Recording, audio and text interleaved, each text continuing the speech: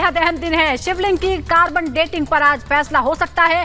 2 बजे अदालत इस मामले पर अपना फैसला सुना सकता है। हिंदू पक्ष ने कार्बन डेटिंग की मांग की है, मुस्लिम पक्ष इसका विरोध कर रहा है। हिंदू पक्ष का ये दावा है कि अगर ये स्थापित करना है और हमें ये बताना है कि ये शिवलिंग कितना पुराना है और वो पहले से ही है, मस्जिद के अस्तित्व से भी पहले से ही शिवलिंग वहां पर स्थापित है, तो इसके लिए हम कार्बन डेटिंग की मांग करते हैं ताकि शिवलिंग की जो उम्र है वो तय हो सके। लेकिन मुस्लिम पक्ष इसका विरोध करता है। मुस्लिम पक्ष का ये कहना है कि यहाँ मस्जिद ही थी और ये मस्जिद के अंदर लगा हुआ फव्वारा है।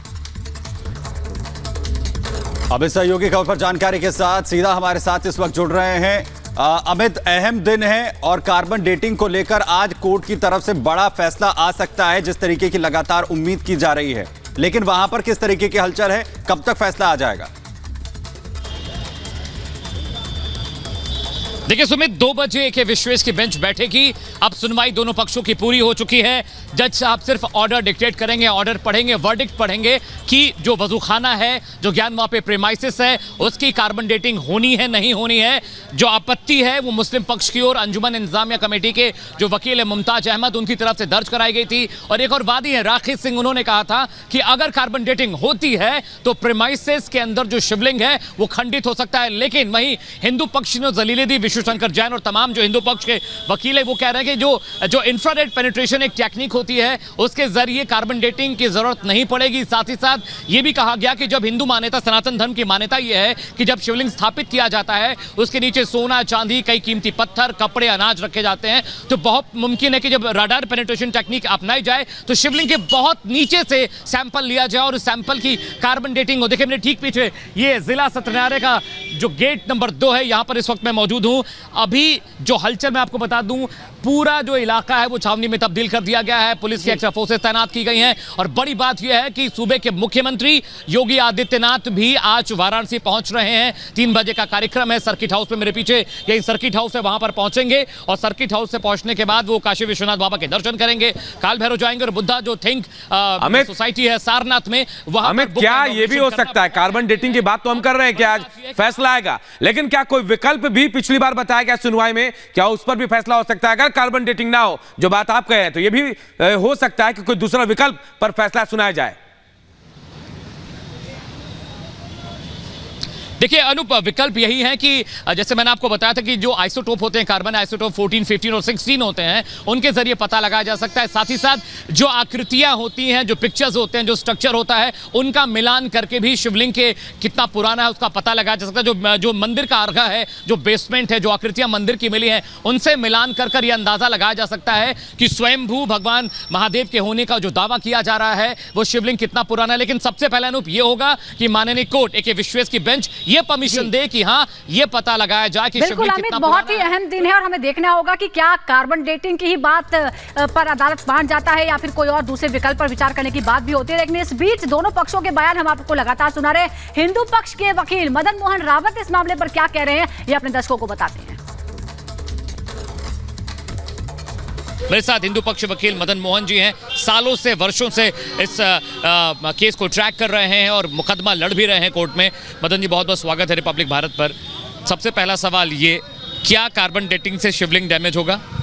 नहीं, क्योंकि हमने जो माननीय न्यायालय के समक्ष इस बात को स्पष्ट किया, एक अफवाह उड़ा दी गई थी कार्बन डेटिंग से कोई पत्थर या फिर धातु का नहीं संभव है, और अगर उसको किया भी जाता तो निकालना पड़ेगा और इससे इस प्रकार शिवलिंग का अपमान होगा। ऐसा कुछ भी नहीं है।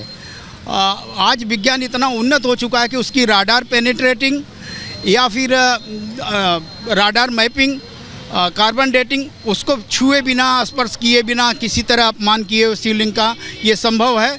और या तो फिर कार्बन रेडियोलॉजी के माध्यम से भी ये संभव है। तो इसलिए कहीं भी ये बात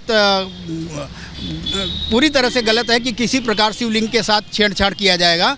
और उनका सम्मान बनाए रखते हुए वह कितनी लंबाई चौड़ाई और उस शिवलिंग का कालखंड क्या है ये ज्ञात करना हमारा मौलिक अधिकार है। क्योंकि बार बार कहा जा रहा है कि वहाँ पे वजू खाने में शिवलिंग नहीं है और वो एक फव्वारा है, तो इस भ्रम को दूर किया जाए, क्योंकि ये बड़ी करोड़ों लोगों की आस्था का विषय है और इस विषय पर हमारा धार्मिक और सांस्कृतिक न्याय का मार्ग प्रशस्त हो रहा है और वो हम आशान्वित हैं कि यह निर्णय हमारे पक्ष में आएगा। मदन जी, एक चीज़ और थी, ये भी कहा गया कि ये जो शिवलिंग की आकृति है, क्या वो लॉ सूट का हिस्सा है कि नहीं, क्योंकि श्रृंगार गौरी की पूजा अर्चना का मसला था, तो क्या वो लॉ सूट का हिस्सा है बाबा की आकृति? जी जी, असल बात है, इस मुकदमे में दाखिल करते हुए हमने अदृश्य दृश्य देवी देवता का उल्लेख किया।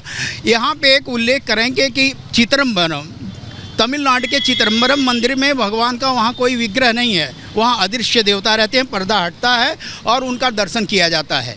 तो यहाँ पे अदृश्य देवता की जब हमने बात की थी और वजू खाने से जब पानी हटाया गया, हमें संशय था कि वहाँ कुछ है, अवश्य कुछ चीज़ें छिपाई जा रही हैं। हटाया गया तो शिवलिंग प्रकट हुआ, तो वो अदृश्य देवता दृश्यमान हो गए। अतः हमारा पक्ष तो पुष्ट हुआ, जो हमने प्लेंट में कहा था, ये बातें सामने आ गई हैं।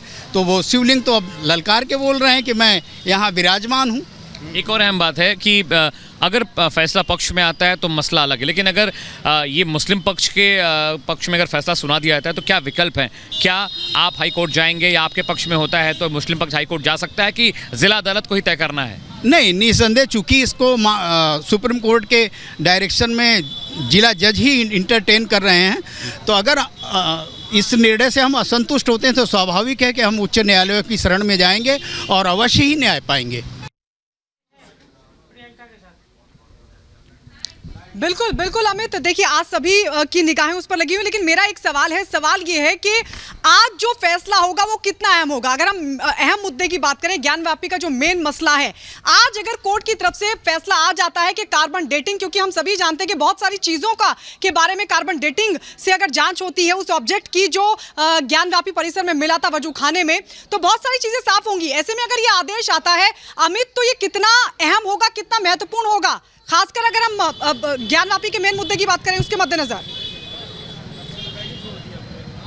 देखिए गायत्री, मैं बताऊं, पहला जो लॉ सूट फाइल हुआ था वो सन 1934 में फाइल हुआ था, और पहला जो खसरा खतौनी पेपर दिखाए गए थे वो 1932 में थे। यानी ये 1934 से मुकदमा चला आ रहा है, और सिर्फ कार्बन डेटिंग ही ये डिसाइड करेगा गायत्री कि पहले मंदिर वहां बना या मस्जिद बना। और अगर ये तय हो जाता है कार्बन डेटिंग से कि पहले मंदिर या मस्जिद, ये मुकदमा वहीं खत्म हो जाएगा, क्योंकि लड़ाई इसी बात की है कि पहले वहां मंदिर बनाया गया, औरंगजेब वहां पहुंचा, उसने मंदिर के विग्रहों को तोड़ा, और उसके बाद वहां मस्जिद का निर्माण हुआ। यानी कार्बन डेटिंग की परमिशन मिल जाती है तो दो बातें होंगी। पहली, ये इससे यह तय हो जाएगा कि मंदिर पुराना है या मस्जिद पुराना है। पुराणों में जो साक्ष्य हैं उनका जो दावा कर रहा है हिंदू पक्ष, उसको लेकर बात हो जाएगी। और औरंगजेब नामा था जिसपे इस बात का जिक्र आता है कि हिंदू माधव मंदिर के साथ साथ काशी विश्वनाथ। अगर हम इतिहास का जिक्र करें तो उसके लिए कार्बन डेटिंग की जरूरत नहीं है कि ये मंदिर यहाँ पर था, इतिहास में ये दर्ज है कि वो मंदिर कहाँ पर था, उसका पुनरुद्धार कब कराया गया। और अब कार्बन डेटिंग से जुड़े हुए ये दरअसल मुस्लिम पक्ष जो बार बार ये जोर देकर कह रहा है कि ये हमेशा से था या फिर ये फवारा है, मुझे लगता है कि ये क्लैरिफाई करने की ज्यादा जरूरत होगी कि ये फवारा जो कुछ दशक पुराना बताया जा रहा है मुस्लिम पक्ष की तरफ से, ये फवारा नहीं है।